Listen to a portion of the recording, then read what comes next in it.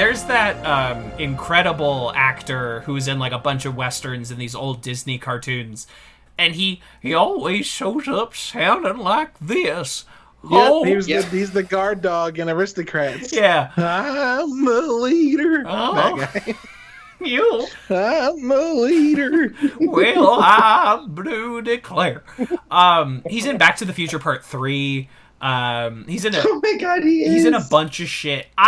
We don't really allow that kind of actor so much anymore, where you're almost not even...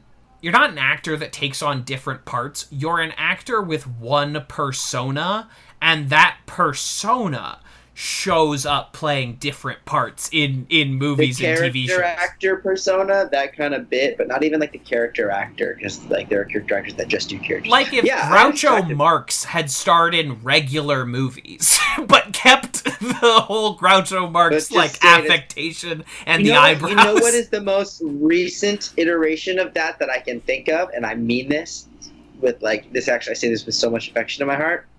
The Muppets. Yeah. Because whenever they do their movies, they're like, it's like Dorothy, played by Miss Piggy. Right. And you're just like, well, like how many levels of like awareness are we going into this? Right. It's like Tim Curry is Long John Silver, but it's all of the Muppets as if they were pirates, but they're still themselves. Or it's like, oh, Kermit is Bob Cratchit in A Christmas Carol, and he's doing the Kermit thing. Yeah, whoa. I don't even... At the beginning of Great Muppet Caper, they, like, stop, and they're like, okay, in this movie, Kermit and Fozzie are brothers, okay? And they're still Kermit and Fozzie, but in this one, they're brothers. Yeah, sure. I need you to stretch your disbelief for a second. Yeah, you're right, that the Muppets are the only example. I personally love when character actors or, like, genre actors break it and get out of it. And escape or like ascend, right? Like fucking Phoenix.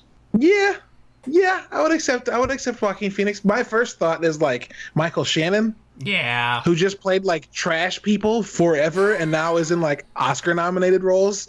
Or when he played Zod in Man of Steel, and I was like, fuck yeah. Michael Shannon is an action hero? Let's do it. Absolutely. Michael Shannon, up until the very moment quarantine started, I could have gone and see him perform improv comedy. Like, Michael Shannon has this secret... Yeah. Because That's amazing. He went up through, like, comedy schools, but he just found it's the way he reads on screen is just as the scariest, most unstable motherfucker. But he's fucwhen hysterical. If you catch him in a live show. Should live comedy exist again? I remember when Trump got elected, he wrote like an open letter, so to say, to Grandma and Grandpa saying it's time for the urn. Like, y'all shouldn't be voting for people that are gonna impact our world. It's time for the urn, Grandma and Y'all Grandpa. had a good run, but it's time for the urn. And also, I think Matt McConaughey is frequently overlooked as a guy who like only did chick flicks. Yeah. For like 10 years. Before Sahara, before How to Lose a Guy in 10... Is it How to Lose a Guy in 10 Days? That's him? Yes. Before that, he's in like Richard Linklater movies. Like he's these small supporting characters in like indie comedies and dramas before I guess we figured out he was hot. So we like put him in all these shit movies. And then he did a bunch of hot guy movies. Right. Yeah. And then he did Mud and Dallas Buyers Club and Interstellar, and everyone's like, oh. Yeah, my man did the movie adaptation of Killer Joe, which features one of the most horrific things I've ever seen in a movie. But you're like, oh, the Lincoln lawyer did this? The guy? Have I seen Killer Joe? I don't think... I haven't. I think you would remember exactly what I'm talking about. And I hesitate to even describe... Because it's like... I believe it's based on a play of the same name. But features a moment where Matthew McConaughey...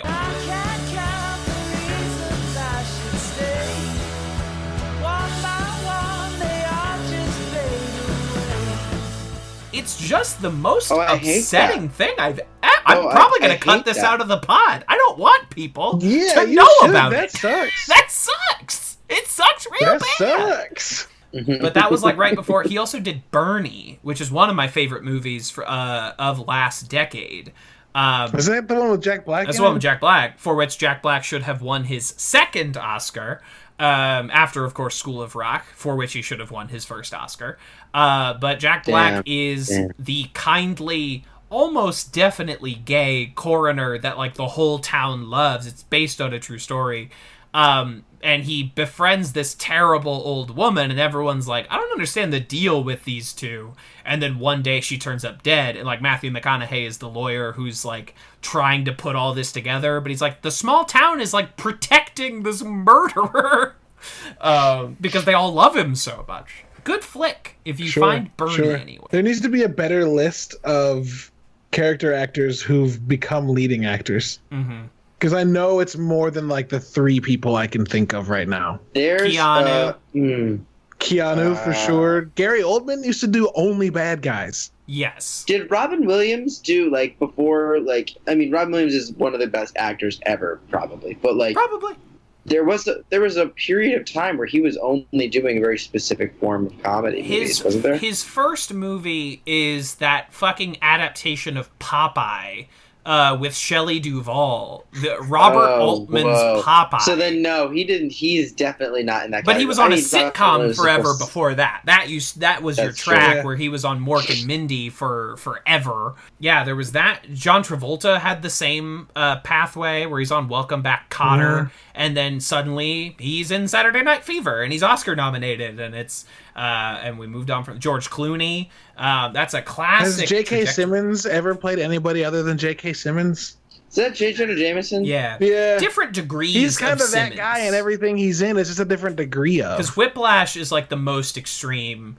But Whiplash is essentially just a dramatic performance. I mean, he gives my favorite performance. It's J. Jonah Jameson without the camp. Right, without the hair. Jameson, you shave off his fade, and he can't. I mean, J.K. Simmons as J. Jonah Jameson is my number one favorite performance in any comic book movie. I'm it honestly is the so number one. glad that they managed to kind of to bring him back in the MCU. Dude. Man, that's so exciting. I'm excited to see how they play with him in the future. I'm hoping that they keep. I don't want them to do like fully like because I don't think that it's possible for them to do the Spider-Man working at the Daily Bugle thing with the current setup of the MCU. Sure. But I do want to have with the current setup little of bits Earth. of J. Jonah's. Like with the current setup, like working at a newspaper is not the viable work a minute job it once was. Exactly. Have that's you why guys they had seen .com, but like, have you guys played the PS4 Spider-Man game? I did. He makes the announcement. I didn't play it, but I heard he's like about the it. Alex J. Jonah Jones, Jameson basically. has been like kicked out of the Daily Bugle, and he's like the Alex Jones now. And I think that's the way to go because J. Jonah Jameson was always such a fucking counterpoint to like, is Spider-Man really a hero? Like he would always be that guy, that conspiracy theorist. I think if they just go with that, that'd be great. I think that's a great idea. Honestly, I think that's a fantastic. And I want Peter to like run into him at events and be like, I mean, come on, man, because that's all. That's right. All that I can see. What's that actor's name? I just lost his name. J.K. Simmons. Tom Holland. Tom Holland. All I can see Tom Holland doing is being like, "Well, come on, man, it's not. Oh, come on, that's not very nice, Mr. Spider-Man." He's so gentle and kind. Such a sweet. I love him. He is forever and always the best Spider-Man. We must protect him. We must protect the sweet child. Him at all times. Without Tom Holland, we would not have Spider-Man the way it is right now. He's so good in several ways. Yeah, I mean, he rules. He unequivocally rules. I think that is the brilliant stroke of those Spider-Man movies, is just how well cast that little ensemble is. Perfect. It's so, like, I just want a bunch of movies about the science club friends going on little adventures and then Spider-Man shows up. Like, that's all I want from those movies. The only other thing that I want, and I feel it in my bones, I don't know if it's going to happen sooner or later. The only other thing I want, and I know we're going to get at some point, is the fucking Sinister Six movie with Tom Holland Spider-Man. We're going to get it. They set up like 4 people in the first movie. Well, we've got Scorpion, we've got Vulture, we've got Mysterio. We've got Shocker. Do we have Mysterio? Hold on. No, sorry, not Mysterio. I was thinking Electro. Electro. And I we don't have know how I Shocker, fucked this up. We but have Shocker. Shocker's dead. So, No, but there's we can another Shocker. put Shocker. They do two Shockers That's right, in that they gave it movie, to somebody else. and he survives. Yep. It's Bokeem Shocker. Woodbine from TV's Yep. Fargo. There's And also, he's going to be in the Halo show. He's going to be the lead antagonist in the Halo show. Oh my god! He's going to play a Spartan. Yeah. Dude. also what's the guy? The guy that I can't think of either his real name or his supervillain name. The guy the chameleon. Chameleon. Lizard? No, not the lizard. No, Chameleon. Chameleon is his name. Yes, it is. The Lizard is Kurt Connors, but Chameleon, the guy that can change his face, it's the guy that drives the bus, has the same name as him, like in the comics. So people were like, was he actually on board with Mysterio? That's another thing that could have just been a reference. They do a lot of weird stuff with the names. They've been taking with MCU a lot, but Spider-Man they've been really just like they're like changing stuff up. Because Spider-Man's little best friend has the name of the Hobgoblin. Like, his name is Ned Leeds, who is the Hobgoblin's alter ego. And I don't think that's like their plan. I think they put those in there for all the free publicity you get by like Easter egg videos. We've talked about this before. But yeah. Marvel even, like, almost Flash doesn't even Thompson need to advertise. Marvel just needs to release press releases that say like, this person's name is this name, and then everyone will do all the promotion for you. It's all you need to do. Yeah, they don't need to do anything anymore. It's amazing. Yeah. Oh yeah, Chameleon. Yeah, the dude that's Dimitri. The dude that's like super pissed to have to be driving him around. Yeah. That's one. That's a bit of a stretch. I'm just waiting for us to get the Goblin, the good old Green Goblin. I'm so mad we don't have the Osborn family yet. Like, why the fuck? Take your time. We have two movies and there's no here's Osborn? Here's the thing. We already did it 2 times. Have the rights for it. We've already done it 2 times, so they're like, let's do Vulture, something we've never done before. Let's do Mysterio, who like is my favorite Spider-Man villain. It's like, cool, let's do that, and then we can work our way back to J. Jonah Jameson and Osborn. These like territories we've covered before. You know what I mean? I think it's also smart because I think also, for a Sinister Six, which they're totally going to build up to, their big flaw in the past, aside from making bad movies, is you read my mind. I mean, those Arfie Garfy movies are pretty fucking terrible. First of all, the fact that they started with the Lizard as their main antagonist in the first, very strange move. Going straight for like Osborn. I think if you're gonna do Sinister Six in regards to like a cinematic reveal of the Sinister Six, I think it's actually such a smart move to go in like the opposite direction, to like build up to the Green Goblin and him being like, and then once the Green Goblin's been established, or Oscorp has been established, then compile the Sinister Six, because it's like starting by introducing Thanos, and then you get to know all of his other side characters. It's like, no, it doesn't work. Yeah. Like with a cinematic reveal of it, you want to like give little hints and like piece up to it. I really want Peter to meet Norman. Which one's the young one? That's Harry. Harry. I want Peter to meet Harry in college, and I want them to both have a class with Professor Octavius. Otto Octavius. Yes. And I want that movie with Otto Octavius in it to not have Dr. Ock. He's not Octopus. He's just a professor. He's just a guy. And save that for later down the line. Sure. I also, if they are going to do Doc Ock, I mean, I know it's not technically the same universe, but like the Doc Ock from Into the Spider-Verse is single greatest iteration of Doc Ock I have ever seen. And it's so easy. You just get Catherine Hahn to play her live action as well. Like it's that easy. It's that simple. Do it. Oh, we also have Prowler already established in. Yes. Oh, that's true. Oh, gloves. Speaking of Donald Glover, Don Glover. I do want him to go full Prowler. I don't know if he'd do it, but I want it. Oh, he would do it.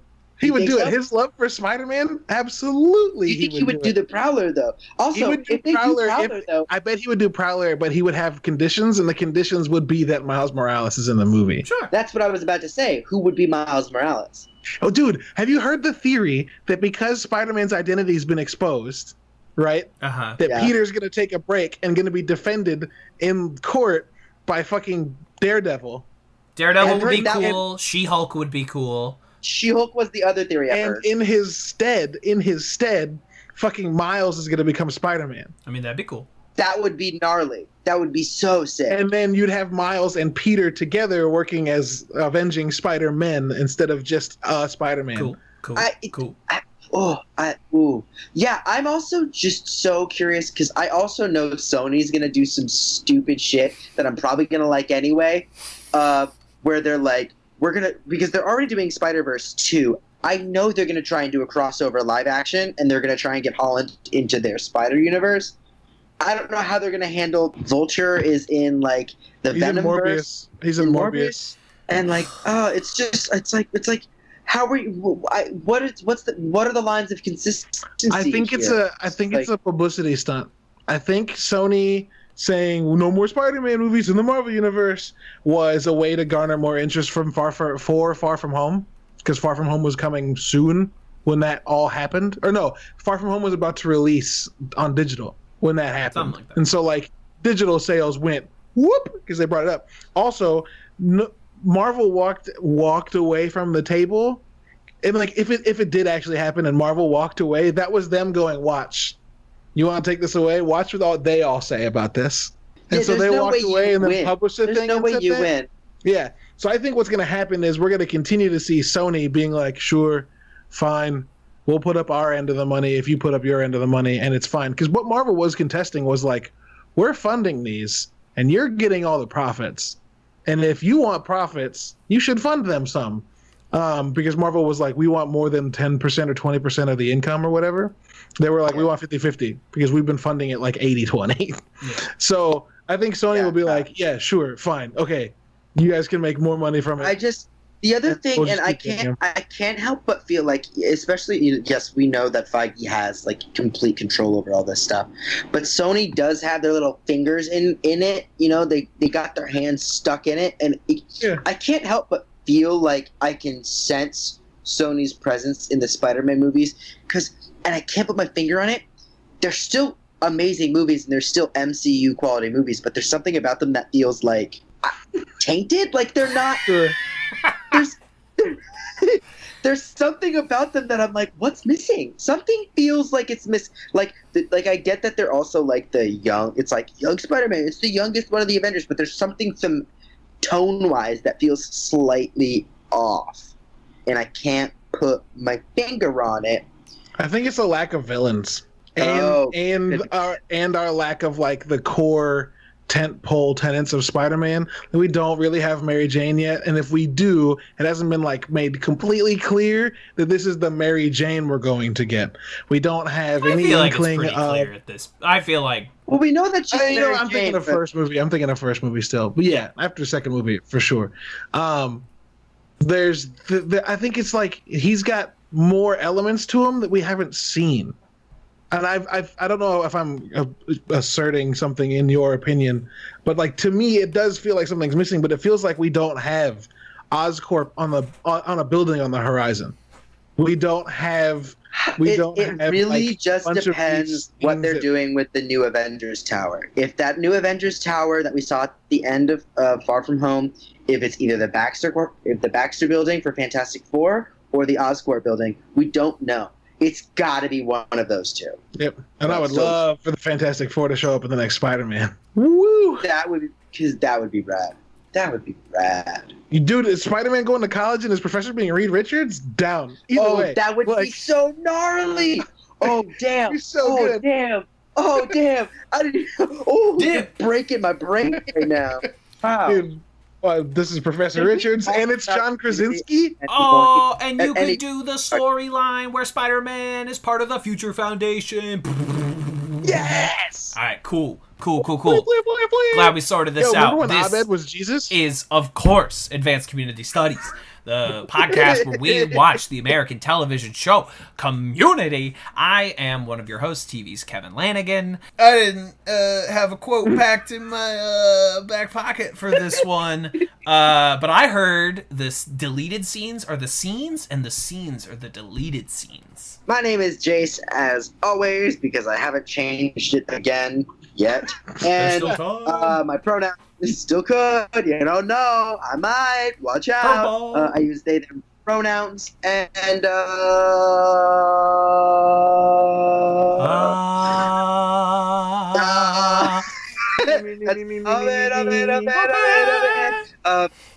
I want that one sheet of paper that he did that, like, spider web net thing. I want that blown up in a poster on my wall. Nice. Not a quote, it's just a desire. Oh man, and I am Caleb, the third one. I don't have a quote for this either. We just came off of a very lengthy discussion, so we weren't. So we did. I didn't have my notes. I didn't have time to just like sit and prepare because we were talking about D&D for 100 years, which was great. It was fun. We loved it, but also. I got a quote. I mean, come on. Come on, Charlie Kaufman. Some of us got work in the morning. Damn. Oh, fuck me, dude. I gotta tell you, this episode comes out in 2010. High school Kevin has never fucking heard of Charlie Kaufman. So a lot of this... This was an episode that fucking appreciated as the further I went through film school. Every year of my 4-year film school degree, this episode just started fucking climbing the community rankings from how much it reminded me of my own college experience. Yeah. Whoa, man. Whoa, I love it. This is a little one-off episode. We're giving an episode its own little solo spotlight, and we've already killed 20 minutes talking about fucking Spider-Man, so excellent work. We will not be hurting for time. Season 2, Episode 5, Messianic Myths and Ancient Peoples, directed by Tristram Shapiro, written by Andrew Guest. Shirley hires Abed to make a commercial for her church, and it spirals into this incredibly self-important movie where Abed is Jesus. At the same time, Pierce is rebelling with a group of his fellow olds, and Jeff and Britta again assume the mom and dad role for this little group. What say you both? We knock out our discussion of the Pierce storyline so we can just, like, really hone in on this Abed and Shirley storyline. Is that amenable to the both of you? I'm certainly for it. Yeah, I like that. This is a cute, funny little plotline. I love Jeff as the... I love this reverse, like, Leave It to Beaver plot where it's, like, the old guy who's rebelling with the tough guys. Jeff with the newspaper is very, very funny. Leonard, you know I hate him. It's a good little plot. It's when is the? I mean, this is one of the last times we get a regular ass Pierce plotline, right? Yeah, I think. Yeah, we're 2 episodes from the beginning of his villain arc. I'm not going to pretend I have the foresight. Yeah. For a while, he's going to be the villain, and then by the time you get to season 3, they're just so fucking sick of Chevy Chase that they don't give him storylines. So this is almost like a swan song for Pierce Hawthorne, regular character on the TV show Community. I did not think about it like that, but like, you're right. Well, I like that we get to know a lot of the older members of Greendale. Like, I think that's the charm of this for me, and also just like the reverse puberty kind of theme. Like you said, it was like a reverse Leave It to Beaver. It's like they're so old and now they're just like, what are they gonna do? They steal the car. They go a solid 2 miles per hour into that light post. Like just a thrilling chase scene. They're screaming, ah! And then they cut to the car, barely moving. Classic cut. If you get caught, just say it's your 90th birthday. Suddenly, it's adorable. It's pretty wild, pretty rowdy stuff. Yeah, it's a fun B plot. It's what you need a B plot to do. All right, you gotta cut away from the A so you can have story development between scenes. You gotta cut away to some fucking larfs, and pretty good way to do that is I think Pierce. Kevin had a stroke while saying larfs. And a good little way to do that It's like, what the fuck is that? is And then, I'm sorry, am I saying the word larfs weird? Is that larfs? Not at all. Did you know that when the dean, this is our community. Welcome to Caleb's Community Fun Fact Corner. When the group of students around Pierce and Leonard is caught playing poker by the dean, Pierce fakes an Alzheimer's affliction. He looks at a card and murmurs, "Veronica, Veronica." Veronica is the title of a 1989 song by Elvis Costello and Paul McCartney about an old lady suffering from Alzheimer's. Wow. Nice little Easter egg. I enjoy that. That's a little. That adds an element to it too. Who knows? You enjoyed it. If it's Cam intentional. rolled his eyes so fucking I hard. don't. With these kinds of Easter eggs, I usually just think they're like coincidental, or it's like I needed a name for this character. But I just know, I'm picturing in my head some like Paul Simon fucking super fan just like waiting to bust this one out, and then he's like, "Oh, to the wiki."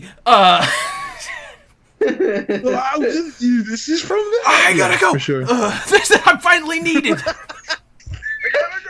Oh, Oh my god. Just like reclining back on his chair, like falls backwards, feet flying in the air. Yeah. And I say that full well knowing that I have moments exactly like that where my weird, dumb, ephemeral knowledge is like suddenly relevant. I am dragging my own ass. You know what I mean? but It's nice. I would also. So here's my spicy take on this episode. I would consider this episode not just to be Abed's episode. If anything, this might be one of Shirley's biggest episodes. For sure. And really, Sure. Yeah, all right, we're done 100%. with the Pierce plotline. It's cute. So even more so than Pierce of the original Greendale 7, Shirley is the one that this show most consistently fails to give juicy plot lines to. Yeah. Sure. And Yvette Nicole Brown is always good. And every time they give her a line, she slays. She kills it 100% of the time. I always enjoy her performance. But always. It's this consistent reiteration throughout the show that like they just can't find the right juicy plotline for her. You know, we're a couple episodes away from the beginning of her pregnancy storyline. She gets back with her ex-husband, and it's not that there's not interesting things there, but it's not interesting in the same way that Troy and Abed or Jeff or Britta or Annie gets to be consistently interesting, or the Dean, as his role increases and increases.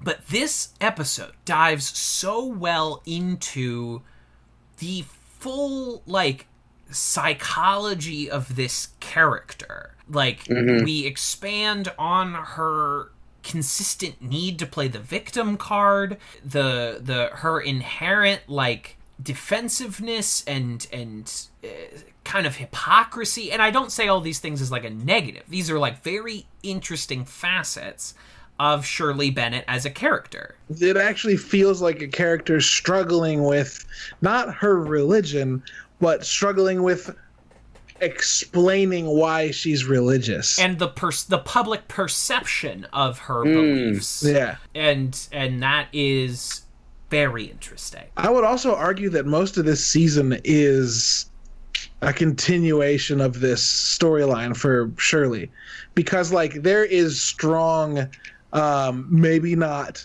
written motivation, but definite like societal canonization of like marriage and religion in the Black community, and that like divorce is also something that's strongly contested throughout the different facets of religion. And so like she's not divorced, she's taken her ring off, but not by her choice. They've also clarified that her husband asked for it back. And then like she gets pregnant and it's unsure whose it is, but then you see her like owning all of these situations, right? And I feel like this episode kicks off Shirley's like in quotations, because this is going to sound cheesy, Shirley's like reckoning with the group. This is her like. Oh, I thought you were about to say her come to Jesus moment. No, although I would, but like you see her confront people, literally confronting her religiousness by acting like God. You see people confront her getting back with her husband and what she believes is forgiveness. You see people confront her owning a mistake that may be that is going to be life-changing. Like, I don't know. I think Shirley in season 2 has a lot happening for her because of this episode. Yeah, I think that's actually a really profound way of looking at the development that we get from this, which is wild because, like, at face value, this is like the Abed storyline. Like, we get, this idea of just Abed getting into the whole like self-righteous auteur mindset, which is like we've seen flashes of, but to see him be like, I am the movie, everything I do is the movie. It's exciting to look at it through a Shirley frame, because I love Shirley, damn it, I want more. This episode's like one of the only times that Abed literally takes something and shoves it up its own ass. Like, Jeff accuses him of doing that, but this episode is perhaps the purest version of that, where the whole episode you're like, why the fuck is any of this happening? Might I also add, and this is maybe jumping to the end too early, but when Abed looks at Shirley and says, "You humble me," that shit fucking gets me every time. Yeah. It's like, damn. That's an understanding, because like that's something that's not really shared lightly between people, whether you're religious or not. Humbling somebody and admitting that somebody humbles you. Actually, that's a pet peeve of mine, is when people are like, "Well, I'm so humbled." It's like, no, you're not. That's not what that means. When people are like, they get in a war and they're like, "Wow, I'm so humbled." It's like, this is the exact opposite of humbling. Right. This is an honorific, but Abed means it like genuinely. Like, no, he means that shit. Yeah, exactly. Yeah. It is like, you ground me. You remind me of who I am. Yeah. You remind me that we have to be like people on the planet Earth, and as much as I am the whimsical Abed, like we do have to remain to respect other people. And yeah. And though you might not agree with someone's beliefs, like Abed finds this incredible inroad in his own very bizarre way to understand his friend's faith better. He does not convert and become a Christian, but this moment where he finds, like, I used to think that Jesus just walked on water and told people not to get abortions, but now I see that it's so much more than that. It's like this, it's called The Greatest Story Ever Told. I mean, it's called that by a movie of that title that was produced during the very Jesus era of Hollywood, where we're making like Ben-Hur. The height of evangelical Hollywood. Yeah, when we're making the fucking 10 Commandments, we're also making The Greatest Story Ever Told. So, like, anytime you parrot that around, just know that, like, a movie studio invented that. These lenses through which we can understand each other and understand where someone is coming. That is sort of the power of fiction.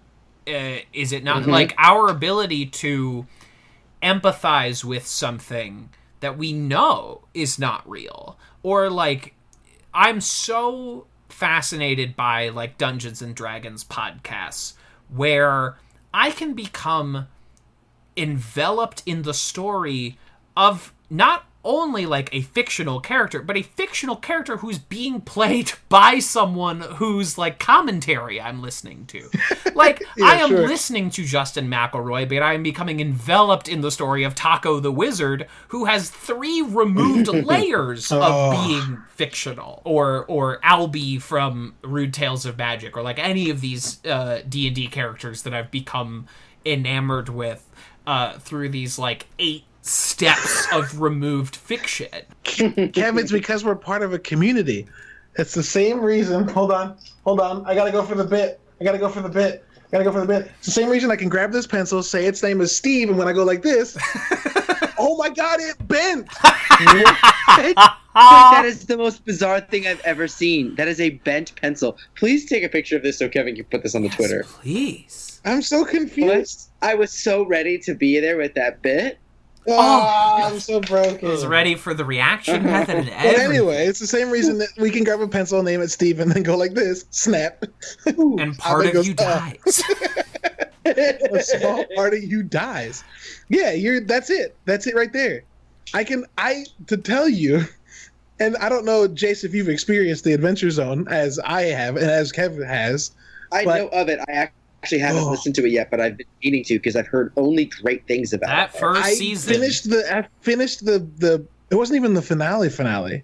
It was. Have you finished it at least once, Kev? I've finished Balance. I haven't finished either of the subsequent arcs, but that's fine. So at the end also, of Balance, I haven't seen any of it. Right. I won't spoil anything. I just didn't know. I didn't know if anybody was going to be able to relate to this at all. At the end of Balance, there's like a 3-episode or 2-episode finale, and the first one starts with and ends with the same theme, the same like Greek chorus of like Griffin introducing the action and then leaving it and then giving you like the episode and then wrapping up the action with the same narrator. Like if you put those two things together, it's one speech, but he juxtaposes the story in the middle of it. And I remember the end of that episode and the music rising and like it playing and him like delivering the final line as I pulled into my house and rewinding it and listening to it like 6 times in a row and just fucking sobbing because I was like, I've listened to this thing for 4 years. Right. And like, these are real characters to me. And then even furthermore, when I went to Chicago and saw My Brother and Me live and their dad opened the show, I was like, oh my God, it's Merle. I didn't go, oh, look, it's not Dad McElroy, it's not Clint McElroy. Yeah. I was like, no, that's Merle. That means Merle and Taco and Magnus are all in the same room. Like, we relate to those stories, and 100%. Okay, anyone that doesn't want spoilers for the first season of The Adventure Zone, hit that skip 15 mark on your podcast player. But that I can become my headphones off. Emotionally enraptured by someone finding the ingredients for a taco is just... Oh my God, his taco truck fucking...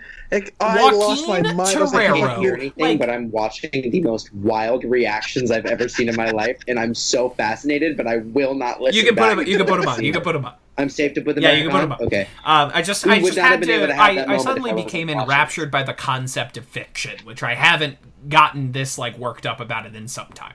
But this episode highlights it so strongly. This is Kevin. Yeah. I had the same reaction. Kevin, I had the same reaction to the moment you just described. No spoilers. Exactly. As Elroy Potashnik had when he found out they got to terabytes. I went, damn it, they did it. The crazy bastards did it. This is Adventure Zone, right? Is that what it's the Adventure Zone. Yeah. This is a podcast, right? Correct. Yeah. Damn. It's a D&D podcast. And furthermore, it was so popular. I see your poster behind you of the Adventure Zone. I do have a poster behind me. They turned into a graphic novel, didn't they? Several. Yeah, and I have 2 of them signed by them. Wow. So do they have every episode turned into a graphic novel? Every arc. I have here... I do every arc. What is that? For the Adventure Zone, this is a present my brother got me. This is several images from their zine that they created, blown up into poster form. I like that, Caleb. That's what it was called, the Adventure Zine. Yeah. Oh, that's fantastic. Good shit. Yeah. Anyway, we just had a little fun. I had a McElroy tangent there. It was bound to happen one day. Probably. It was bound to happen. Jace, I can encourage. What's the word I'm trying to say right now? I can suggest nothing more highly. What is the word I'm looking for? Not suggest. Yeah, no, recommend. I can recommend nothing more highly than the Balance campaign of Adventure Zone. How long are these episodes and how many are there? There are 69 episodes. They're all about an hour long. The last 2 for sure are 2 hours and 3 hours. Yeah. But those are like the big finale. You gotta fucking blow it out. Yeah. Like straight up in episode 16. I know it's 69 because Griffin makes a joke about it being the sex number. He goes, nice. But he straight up says, like, there was no way for us to cut this off. So it's 3 hours. Have fun. Yeah. Exactly. It's just 3 hours of magic. But yeah, every episode's about an hour long. And they finished their campaign. Yeah, they finished that campaign like 2016. Yeah, they finished it right around the time I moved to New York. 12? Yeah. They started it. Oh, yeah, it's deep. It was every other week, and they got to 70 episodes. God, I'm just trying to catch up on Marvel comic books, and now you give me Take your time. It's not going anywhere. It's not going nowhere. It's fine. We're stuck in quarantine still. Exactly. We're stuck in quarantine because this nation is do the dishes terrible. Or make food. We're stuck in quarantine, and like everyone's worried about this point coming up in a few months where there's not really going to be much in the way of new TV or movies. I, for one, am kind of thrilled about it because now I have a chance to catch up on some of this shit that I've been behind on. For. Doesn't everyone have 400 unwatched TV shows, movies, video games? Like, this is your chance to take something off that pile and just... Oh my God, did you see Denzel Washington's tweet this week? No. He was like, y'all may be beating yourself up because you didn't write that book, or you didn't, get in shape, or you didn't write that play on quarantine. But good news, quarantine's not over. So exactly. No, but he says it. He says the truth, that Denzel Washington. As I spoke about a little bit before, since we're enraptured by the concept of fiction right now, this Abed persona that he dons in this episode, the Christ-like self-important filmmaker, is one that I am all too familiar with in like a personal space. These student level filmmakers who believe themselves like the next great storyteller and have all the self-importance of the next great storyteller, whereas if you actually talk to the directors you admire and think are remarkable storytellers, they are regular ass people, and they are generally very, very humble. Sometimes they'll brag. Like, sometimes Spike Lee will say, like, Do the Right Thing is as relevant today as it was 31 years ago. And I'm like, you know what, Spike Lee? You're right. You can say that. You nailed it. Good job, bud. Yeah, it's true. There's only a few, like, Abed types in film. Because they don't get very far. Because we have to exist David Fincher. Like David Fincher, maybe. But, yeah, and Fincher, has his own host of issues. But, like, you listen to David Fincher talk, he's really just, like, a regular guy. He has his things that he likes. There's the legendary, like, amount of take. Like, they did the first scene of The Social Network 100 times, or whatever that quote is. But there are also scenes in The Social Network that they did 2 takes. Like, it's not as if he's like that every single shot of every single scene. Yeah, Donald Glover's recounting of... No, never. It would take years, it already takes years in some cases. Yeah. But Donald Glover's recounting of working with Ridley Scott on The Martian, where he's like, every other set I've been on, you do everything a couple of times to make sure you get the right one or parts of the right one in each take. And, like, I woke up from a couch in this scene and dumped bad coffee into a bagless trash can, and then stood up in a hurry and actually fell over and ate shit, and just assumed we'd do the scene again. And Ridley was like, nope, we're good, moving on. He's like, no, wait, I fell. And like, that was it. Which movie is this? The Martian? Donald Glover's like a scientist, and he gets woken up and like haven't. Oh yes, that one. My God! And when he sips cold coffee and he like spits it. When he slips and falls, that's real. Yeah, and he was like, we'll do that again. And then it was like, nah, we're done. There are directors like Clint Eastwood is notoriously like that. A one and done. And sometimes it really works for his movies. They feel very immediate. And then sometimes you're like, dog, like, your actor flubbed their line and started again, and you just, like, left it in the fucking movie? It's just like, you didn't want to get that one more time. Maybe not even just like a safety. Like, just like, you get 2 takes of anything, Clint. Like, you gotta let Bradley do a second take, because he's not holding that baby very well. It looks real fake. Do it again. Screw Clint Eastwood anyway, but like, damn. Well, for sure. I mean, screw Clint Eastwood. He's made some good flicks. Yeah, I guess. Admitting defeat. Fine. I guess. If I have to agree with you, I will. Like, Unforgiven's pretty good. Joy. Jersey Boys sucks. So, like, Trade-offs. Trade-offs. Yeah, like his dramas are pretty good, but his musicals suck. Jeez. Cannot fucking believe Clint Eastwood even- did Jersey Boys. That makes no sense to That's me. the fucking- None. Because That's it was his favorite. It was because it was his favorite play to go see as a kid. That's literally the only possible explanation for As a that. Jersey kid? Boys wasn't around when he was Jersey a kid. Boys Jersey is about Boys Frankie a fairly Valli. Contemporary. Who And it's a Clint Eastwood is like contemporary older retelling of than. the story. Okay, sorry. God damn. I'm sorry. I don't go to the theater that often. Philistine. Y'all were like, "Fuck you." Okay, maybe. It was Oh, his it's a kid's real life favorite. Pharisee. Hey, bitch, why don't you go back to your temple? That is the funniest Yeah. line in the entire episode. I don't know who she is. She Why fucking don't you go back kills to it. your temple? This episode so also features, speaking of Clint Eastwood, this episode features a young Paul Walter Hauser as just like one of the students who's like, Abed's doing something in the cafeteria. And now that guy is like one of the hottest character actors working today. What else has he done? He did I, Tonya, Black Klansman. He was Richard Jewell in the movie Richard Jewell. And he was also in Da Five Bloods. So he's working. My man Paul, Oh, he man. works. I don't know if I've seen anything this guy's in, Great including actor. all the things you just listed. Great actor. I, Tonya, I've When seen you- like 5 times. Rules. Black Klansman, rules. Da Five Bloods, rules. Richard Jewell, admittedly, I did not see. Wait, he's in a. There's a Cruella movie coming out next year. With Emma Stone as Cruella DeVille. Oh, Disney That's needs gonna to scratch quit it. That's gonna scratch itches I didn't think I had. That's what I'm saying, I'm afraid. I don't know. Jason's not excited about this. Yo, but I'm so tired of Disney doing this thing where they're like, we're gonna take. It's like, Yeah, I mean, I like hate Wicked them. happened, and then Disney was like, we're gonna do everything just shy of Wicked, where we tell the story from. They did The Marvelous Mr. Oz or whatever that fucking movie was called. Then they did Maleficent, which I still don't know if it's come out or not because I feel like time is a lie. Maleficent And then- came out, and so did Maleficent 2, Mistress of Evil.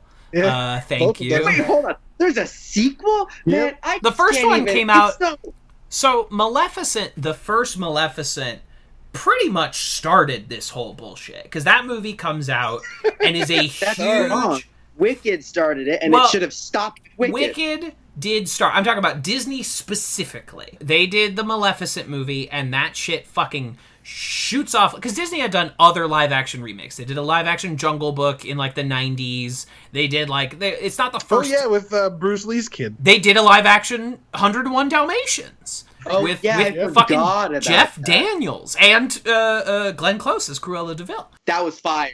That Catch was those good. puppies. And so they did that, and they were off and on. Some of them were hits. But then Maleficent is like a huge hit, and they just start spitting these fuckers out. And Wicked is like the progenitor of that. But Disney specifically progenitor like is such a good word. decided this is our business model going forward is like Marvel, Star Wars, and live action Disney remakes. It's just like, It's their fault. But if you want me to watch a Cruella movie, Emma Stone as Cruella is not bad. You could do way worse. I do like Emma Stone. And it's directed by the guy who directed I, Tonya. So like, Which is I'm like keeping up. it's a movie. I'm Craig keeping up in Gillespie mind. is doing Cruella. yes, he is, dude. He coming off Oscar noms doing Cruella. All right, Craig.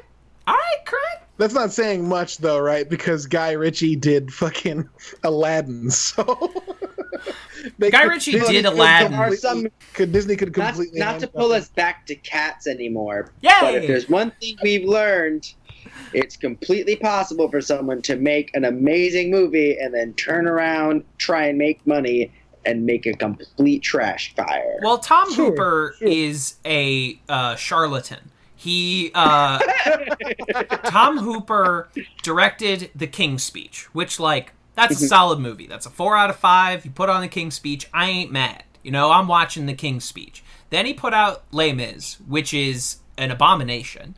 It's Then he put contested, out yeah. Then he put out The Danish Girl, which Okay. is, I think, illegal. I think The Danish Girl is a crime. And then he put out Cats, which is, I mean, just a remarkable abomination. piece of work. So if we all haven't figured out that this guy's a fucking hack at this point,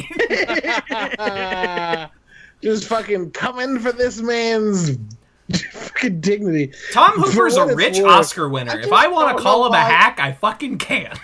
Yeah, what it's oh no, worth, Tom this- hurting so badly right now. For what it's worth, this Cruella cast fucking rocks. Slaps, What else though, we got? right? Emma Stone, Jamie Demetrio, who, have you seen Fleabag? Oh, yes. Love Who's- that. Jamie Demetrio's the guy that she dates with his bottom teeth are messed, or his teeth are messed The up, big and buck she teeth doesn't guy? say anything about it. The rat face Yeah, guy? that guy. That Yeah. guy, he's cool. Mark Strong. Rules. Yup. Emma Thompson. Fuck yeah. shit. Paul Walter Hauser. Yep. Emily Beecham, who is from, I just had her pulled up. Sorry, hang on. Emily Beecham, who has done Hail Caesar. And Damn. yeah. And then fucking Kirby Howell Baptiste. Shit. Yeah. Fuck. Yeah, Which from Good Who's Place and Barry and Love. Oh, my God. She's the black woman in the class in Barry. If you've watched Barry, She's the Australian black woman on The Good Place. Oh, I love her. yeah, and fucking Joel Fry. Damn, Cruella. Damn, Joel Craig. Fry was the dude that was trying to eschew the peace between playing Khaleesi. Dalmatian? Who them dogs, though? Yo, it's a prequel though. That's the other thing. This is a prequel. Oh. Cruella's a Oh, Never mind, my are you sure? excitement's in the toilet. Never mind. I ain't seeing no fucking Cruella de Vil prequel. Aren't they all prequels though? Aren't they all like, here's the backstory? Not, I mean, No. like, The Lion King wasn't, Lion Aladdin King, wasn't. Jungle Book, just straight up. Yeah, but exactly. Those were remakes. And Maleficent. This is more in the strain of Maleficent, which is like a prequel, right? Maleficent wasn't a sequel to Sleeping Beauty, was it? Sure, no, it wasn't. No, well, they're all, like, the live action, but I guess this is the Or was it slightly like a more retelling original of the one. same story from a different perspective? I guess that's why it's I called haven't seen- Cruella instead of 101 Dalmatians. Yeah, and I would also put Maleficent as, I would think of Maleficent better than the movie. That's the Snow White prequel, technically, right? Maleficent? Sleeping Beauty. Sleeping Beauty. Okay, better than the Snow White prequel, Snow White and the Huntsman, which, like, no one remembers is a fucking movie that got a sequel. Got a sequel. It got a and sequel? dog. Oh, there's two of those movies. So Huntsman comes out. Snow White and the Huntsman, right? Snow White is like, she got a sword. The Huntsman is Chris Hemsworth, like, right post Thor, but like pre-Avengers, so you could still get Chris Hemsworth to do like your weird Snow White movie. To do dumb shit. Yeah. And Charlize Theron is the evil queen. Fucking kills Ian it for McShane- no reason. Ian McShane is in this fucking movie. He is a dwarf. He is one of the dwarves. So you do all that business. You need to make a sequel, but the Kristen Stewart has an affair with the director. Like, it's bad. It's bad juju. So you throw that out and you say, well, Frozen was a big hit, right? And so you bring in Jessica Chastain and Emily Blunt to do a Frozen. You just add some Frozen on your Snow White movie. You got Emily Blunt playing the fucking Ice Queen, and Jessica Chastain, who is not dissimilar to Anna from Frozen. And you just put that movie out. Now, no one saw it, but their idea was, let's do us a little Frozen. Anyway, sorry. Everyone's idea was like, Chris Hemsworth can swing an axe, right? And that's Huntsman Winter's That War was for it. anyone that wants to check out. Can I just say, I'm a big fan that we've gone down like a cinema rabbit hole in this episode, since we've been talking about like cinema in Abed. in Abed. Yes. Are y'all? This is a curse. I'm just curious. Are y'all familiar with Charlie Kaufman? Do y'all know Charlie Kaufman? I do. I know of, and I've seen Being John Malkovich. Okay. This was It's not been like a minute since I've seen Being John Malkovich. This was but not one of those like name 3 of their albums conversations. I was just legitimately curious how much like Charlie Kaufman permeated to the two. Yeah, it's not deep. It's not deep. Wait, for sure. Charlie Kaufman, is that the one? No, I'm thinking of Andy Kaufman. Very different person. Very different guy. So Charlie Kaufman, Yeah, he starts that's out the- as a screenwriter, and he is. That's what I thought first, though, Jace. He is one of the few people to make a name for themselves as a screenwriter, a film screenwriter, which is so rare. It's like Charlie Kaufman and Shane Black. Very few other people can like make a definitive name for themselves as a screenwriter. Most of them have to do TV, like Aaron Sorkin or Dan Harmon or any of these other like writers that we're familiar with. But he being John Malkovich, huge movie. Eternal Sunshine of the Spotless Mind, he wrote. I've heard of all of these. Yeah. He wrote the script for Adaptation, that Nicolas Cage movie. And he works a lot with Spike Jonze. Like, that's kind of the filmmaker that understands his aesthetics the best. These, like, sad meta movies about, like, people struggling with what it means to be human. And then for some reason, we let Charlie Kaufman start directing. And we just let him fucking run loose. And so he makes Synecdoche, New York. This movie where Philip Seymour Hoffman reconstructs New York City inside of a warehouse and puts on a play, but the play is the day-to-day life of existing in New York. It's like Sleep No More. It's this like 360-degree theatrical experience that no one ever goes and sees. It just exists.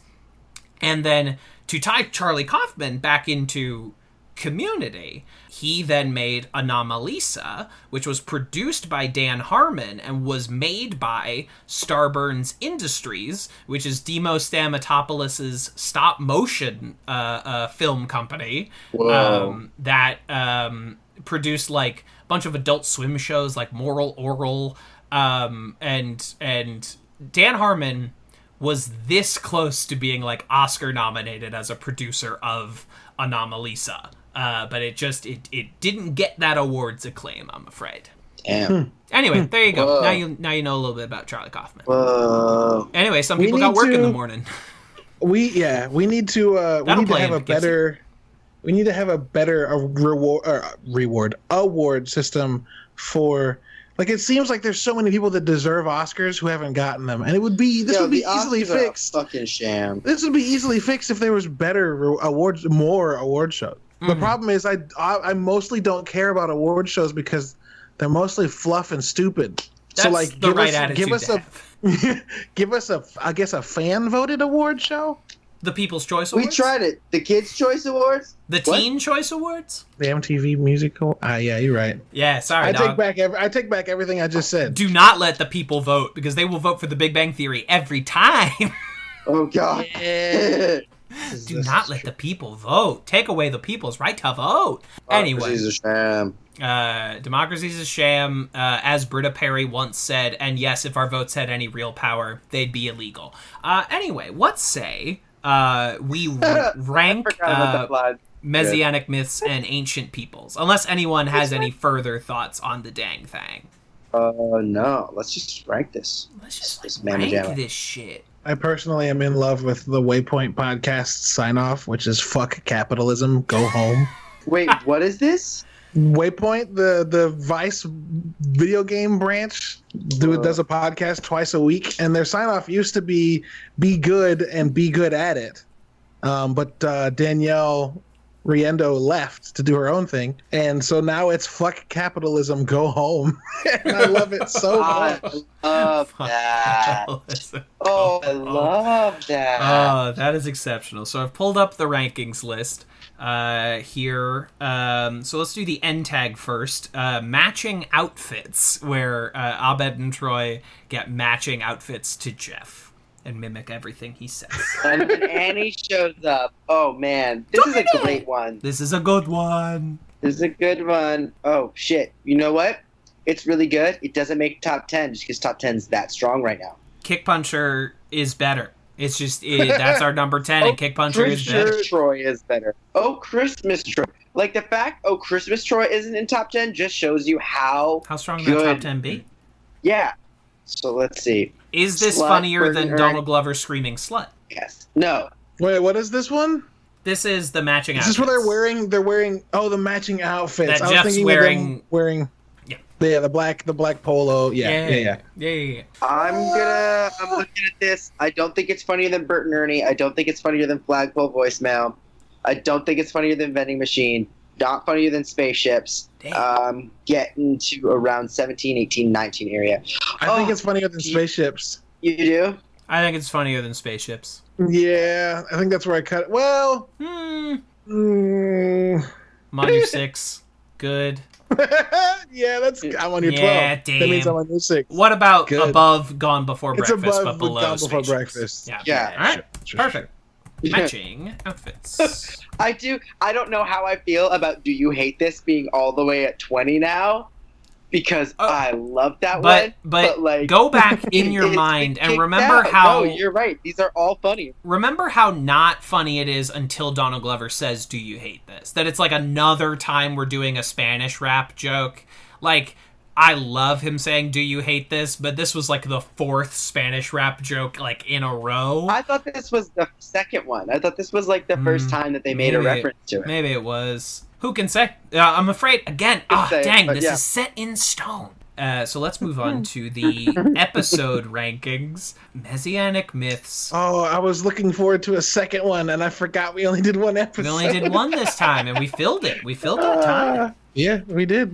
Messianic myths. I think it is better than our current number 10, Anthropology 101.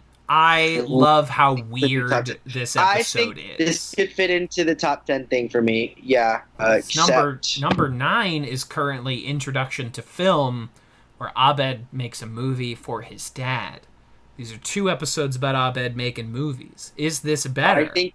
I think this one just edges that one out. I was going to be like Intro to Film was above it, but I think this one just surpasses it. Mm-hmm. And we've ironed out those early episode speed bumps that, like, Introduction to Film has. I was going to say it's better than Debate 109, but I don't think it's better than Football Feminism and I'm in a conundrum now because... Right, what is that? Football Feminism and You is below Debate 109. And I'm sure we made an educated decision when we made that decision. Because the Debate 109 is... The debate plot is Abed making movies about the study group and predicting the future, and Pierce hypnotizing Britta. Yeah, okay. And that is the first, like, a complete, solid, unqualified A episode, and Football Feminism and You is transcendently funny. There's some wonky bits to it still. We're still doing the, like, Annie and Troy thing.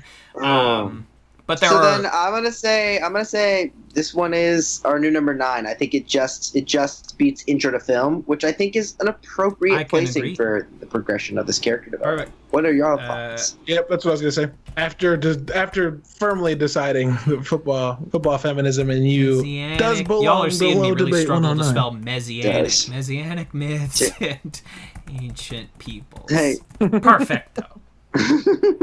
Piola. Man, that exchange field, between Jeff and Troy is so good. It's in your blood. That's racist. It's in your eyes. That's gay. That's homophobic. That's black. Damn. That's racist. Damn. Remarkable stuff. All right. Well, we'll segue into the section where we talk about things we've made, things we like, and all things in between. Yeah. Oh, skipping it.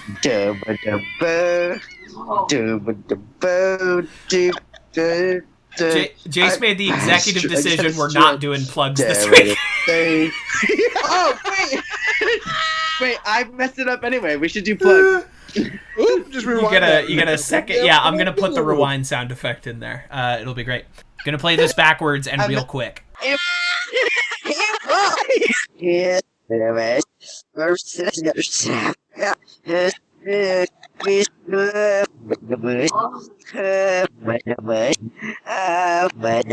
don't know. Anyone want to take a shot? I stream games. Oh, nice. That's you want to tell them where? No, well, cool, weird, nerd. Yeah, dude. Nerdybits.com is my jam. It's the thing I do. I'm actually writing things again.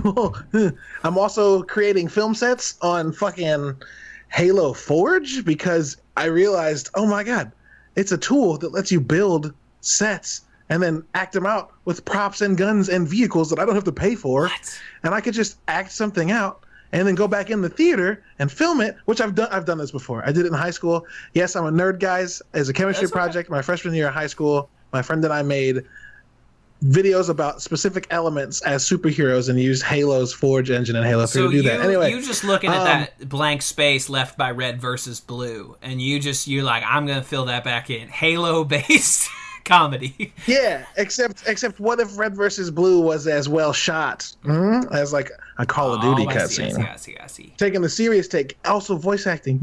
Anyway, nerdybits.com is where we do all our stuff. We have a podcast every Wednesday and every other Thursday. We're doing our D&D podcast, all that good shit. And you can find me at Lubwub anywhere, my blog at nerdy_bits anywhere. And also you can find us on Twitch at nerdybits TV. I just upgraded my PC this week and I can stream PC games now and it's fucking lit. Sorry guys, I'm a nerd and I'm excited. You good? For you. Speaking of nerds, I'm going to do my little thing where I shout out somebody else's content because I don't have a lot except for reposting a lot of activism stuff, especially currently. So as you know, I'm at JACENZIEV on Instagram, Twitter, and do not follow me on Facebook because fuck Facebook, but I need it. But if you want to follow something kind of fun, I would go ahead and check out at Black Girl Nerds on Twitter. They're a pop culture online publication from the lens of nerdy black women. They are sick. Give them a look. Give them a read. Throw them your money. They have a Patreon. I muted my mic so you couldn't hear it, but I nodded so hard my headphones fell off. Yo, they're fantastic. Give them a little look. See, they're really doing. I don't want to say the Lord's work, so I'll say praxis. They're doing the universe's work. Yeah, exactly. And if you got that praxis reference, I see you, comrade. Well done. Comrade. Wait, what is this? Nope. Praxis. When I hear praxis, I think of Deus Ex. Lol. Machina? The video game? No, the games, because I'm a nerd. Yeah, you fucking dork. No, praxis is, so it's like with, like, communist theory and, like, socialist theory. Praxis is what you call it when you take that theory and you put it into practice. It's called praxis. So. Oh, okay. Nice. Fucking sick, dude. If you like to support the things I do, patreon.com/TVsKevin is the place to do that. For the next foreseeable future, I'm donating every month's earnings to some organization under the Black Lives Matter heading. But if you want to show me support anyway, that is a good place that you can do that. You can check out my week daily webcomic Patty Plague Doc. You can find it on Instagram of the same name, or you can find it on my Twitter at TV's Kevin Lanigan. Follow the show at Greendale3. Do it. How do you spell Patty? How do you spell Patty for Patty Plague? Patty. Thank Plague you. Doc. And it's a balance between humor and also trying to spread good information about why you should wear your fucking mask. Let's see. And it had something we were supposed to be, but we lost it. Oh, hey, if you're listening to this, whatever podcast platform you are on, there is a way to leave us a review, give us a rating, hit a star, something. Like and subscribe. To let us know that you like us and want our show to be spread around to other people. Or you hate us. Let us know. Or you hate us. Oh, and one last bit. As the day this episode uploads, we are playing our third round of Quad Roads Monopoly, which is 4 Monopoly boards slammed together. That is on Twitch, twitch.tv/Kelly Herald, KELLEHERALD. Anyway, that's the last plug. And we will be back next week. We're back to the double header. Do you want to give a little shout out to 6 Seasons in a Podcast that we just finished doing a little feature something with? Sure. So there's 2 special eps of 6 Seasons in a Podcast headed your way. One is a solo episode of me from like 2 months ago at this point, and one the 3 of us hopped on to talk about Advanced Dungeons and Dragons and the recent news and controversy surrounding that episode. I don't know when it will be out vis-a-vis the release of this episode, but they have fucking interviews with... I mean, when our episode comes out, our lead-in will have been Joel McHale, Danny Pudi, Jim Rash, writer Megan Gans, Ken John, Andrew Guest, Andy Bobro. Like, fucking... I mean... of course you want to listen to that. It's great. Sometime in the future, you'll be able to hear us, which will be exciting for you, I'm sure. But we will be back next week with another doubleheader, an ABBA zombie episode, and an episode about a little trampoline. But until then, pop, pop. Pop, pop. Pop what? I did it right this time. Okay.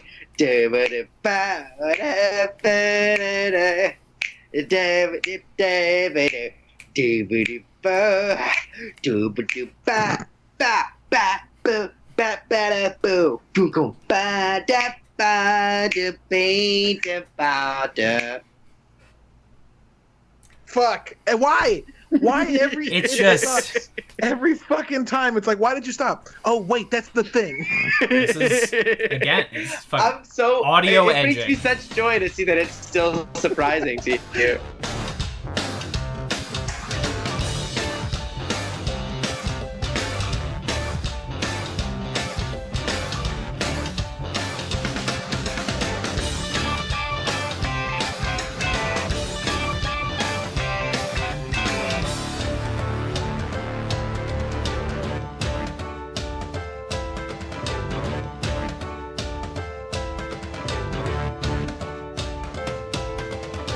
This has been a Talkback Podcast. That was quite a show.